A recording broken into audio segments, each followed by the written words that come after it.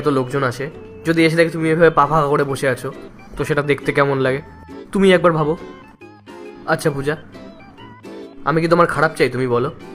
আরে মেয়েদের একটু লাজুক হওয়া দরকার, আর তোমাদের তো এই সমস্ত জিনিসগুলোর প্রতি একটু খেয়াল রাখা দরকার। আরে একটু কেন, অনেকটাই খেয়াল রাখা দরকার।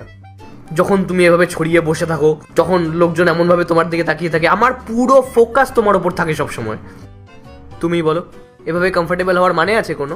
তুমি তো কমফোর্টেবলি বসে থাকো, কিন্তু তোমার অপোজিটে যে থাকে সে আনকমফোর্টেবল হয়ে যায়।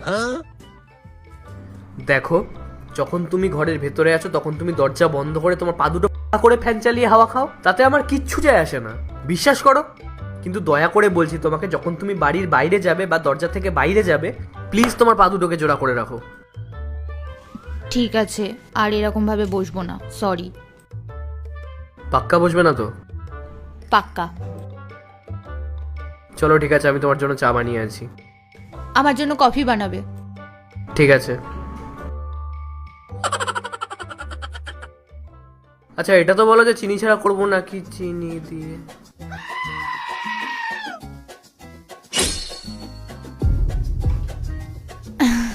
এটা তো অটোমেটিক হয়ে গেছে,